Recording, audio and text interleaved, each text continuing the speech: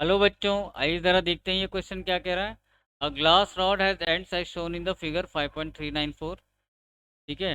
The refractive index of glass is 0। The refractive index of glass is mu.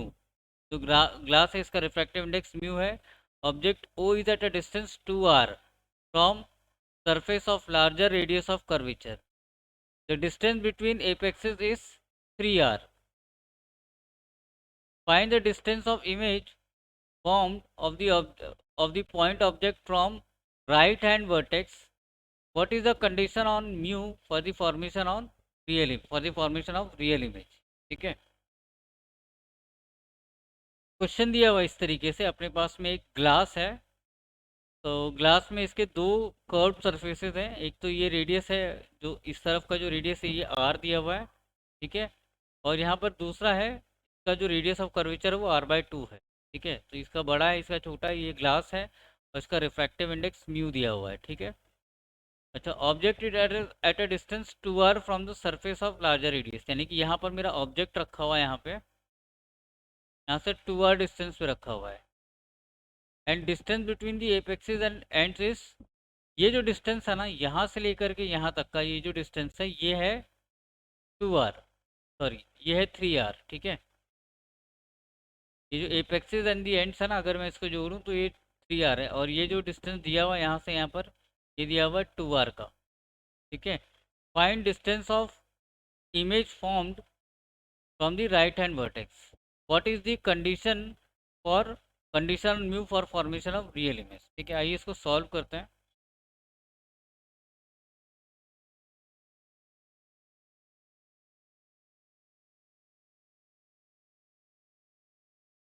ठीक है। देखिए, पहले surface पे रिफ्लेक्शन होगा, पहला सरफेस ये है। ठीक है। तो पहले सरफेस के लिए अगर मैं फॉर्मूला लिखूं तो क्या लिखूंगा मैं? Mu 2 upon V minus mu 1 upon U is equal to mu 2 minus mu 1 upon R. ये फॉर्मूला हमने पढ़ा था। तो मैं यहाँ लिख सकता हूँ म्यू 2 की जगह पर ग्लास हो जाएगा, और V1 माइनस, और ये तो एयर है। ठीक है। तो म्यू ए लिख दूंगा यहाँ पे, और ये U, और U की वैल्यू कितनी दी हुई है? U की वैल्यू दी हुई है 2r, लेकिन ये साइन कन्वेंशन अगर अप्लाई करूँगा तो ये हो जाएगा -2r। ठीक है। और this is mu G minus mu A upon R. तो म्यू जी की वैल्यू म्यू दी हुई है, this is V1 minus E1 upon, ये माइनस माइनस प्लस हो जाएगा, दिस म्यू -1 अपॉन आर। ठीक है। तो यहाँ पे जो मेरा V1 आएगा उसको अगर मैं सॉल्व करूँगा, तो इसको सॉल्व करके जो मेरा V1 आएगा वो कितना आएगा? वो आ जाएगा 2 times mu R divided by 2 mu -3। ठीक है। ये है मेरा V1। अब सेकंड सरफेस पे होगा रिफ्रैक्शन यहाँ पे। तो मैं सेकंड सरफेसेस पे देखो, अब रिफ्रैक्शन जो हो रहा है ना वो डेंसर टू रेयरर हो रहा है। ठीक है। ठीक है, ये कुछ इस तरीके से बना। यहाँ पे मेरी रेस चलेंगे ऐसे। ठीक है। ये इस तरीके से कन्वर्ज होंगे यहाँ पे, ये नॉर्मल होगा, ये कुछ ऐसे आवे जाएंगी, और ये यहाँ पर इमेज, फाइनल इमेज बनेगा। ठीक है। तो अगर मैं इसको पीछे की तरफ में इसे एक्सटेंड करूँ तो मेरा पहला इमेज कुछ इधर बनेगा। ठीक है। और ये जो पहला इमेज है वो इसके इस सरफेस के लिए ऑब्जेक्ट बनेगा। तो अभी जो रिफ्लेक्शन हो रहा है वो डेंसर टू रेयरर होगा। तो यहाँ पे जो फॉर्मूला देखो कैसे अप्लाई होगा। तो मैं यहाँ पे लिखूंगा, सेम यही फॉर्मूला यूज़ करूँगा मैं यहाँ पे, जो फॉर्मूला यूज़ किया मैंने, mu 2 by V minus mu 1 by U is equal to mu 2 minus mu 1 by R. लेकिन यहाँ पर जो म्यू 2 होगा वो अभी एयर होगा, और म्यू 1 जो है वो ग्लास होगा। तो मैं यहाँ लिखूँगा म्यू ए बाई वी, जो फाइनल इमेज का जो डिस्टेंस होगा, माइनस म्यू जी बाय, ये यू की जगह पर मैं लिखूँगा V1, which is equal to mu A minus mu G upon, अच्छा ये डिस्टेंस ये जो रेडियस है, इसका जो रेडियस है कितना, r/2 है ना, तो यहाँ पर r/2 आ जाएगा। ठीक है। तो यहाँ पे देखो फॉर्मूला यूज़ करेंगे, 1/v minus mu upon, V1 की वैल्यू कितनी है? V1 की वैल्यू है 2 mu r upon 2 mu -3, with sign, ठीक है, इज इक्वल टू 1 -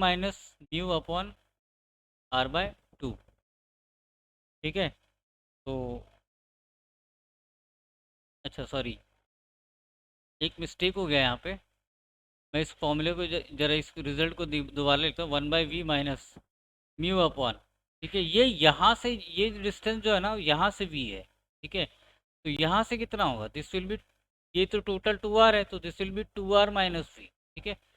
तो 1/v माइनस ये हो जाएगा -2r - v1 is equal to 1 - μ/r/2, cancel कर देते हैं। तो यहाँ से 1/v की जो वैल्यू आएगी वो कितनी आ रही है, 1/v plus this will be μ/3r - v1 is equal to 1 - μ/r/2।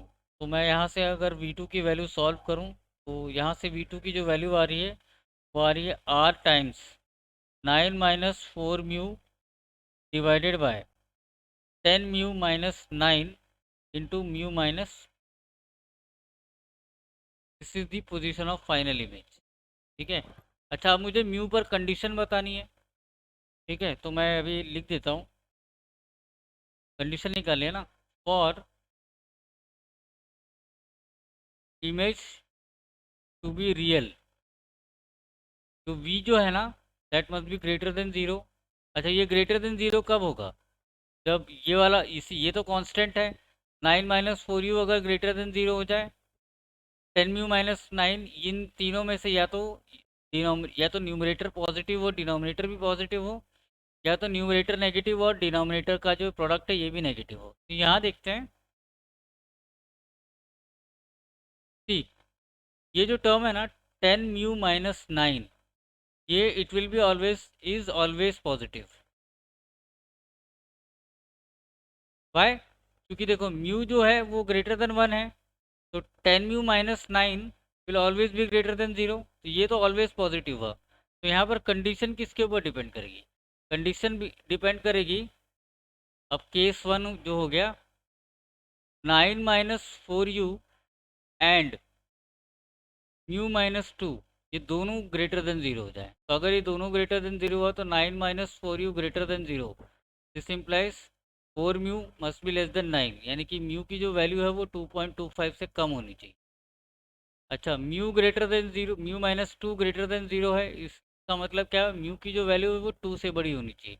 तो यहाँ पे म्यू के ऊपर कंडीशन आ गया है, क्या कंडीशन आ गया है, वो 2 से बड़ी होनी चाहिए और 2.25 से छोटी होनी चाहिए, ठीक है। अच्छा, दूसरा केस क्या है, दूसरा केस क्या है कि दोनों साइमल्टेनियसली नेगेटिव हो जाए, यानी कि 9 - 4 μ एंड μ - 2, ये दोनों एक साथ नेगेटिव हो जाए। तो अगर 9 - 4 μ अगर नेगेटिव है, तो 4 μ की जो वैल्यू है वो 9 से बड़ी होनी चाहिए, यानी कि म्यू की वैल्यू जो है 0.25 से बड़ी होनी चाहिए। अच्छा, यहाँ पर μ - 2 लेस देन 0, तो यहाँ पर म्यू की जो वैल्यू है वो 2 से कम होनी चाहिए। ये दोनों जो है not possible, this case is not possible.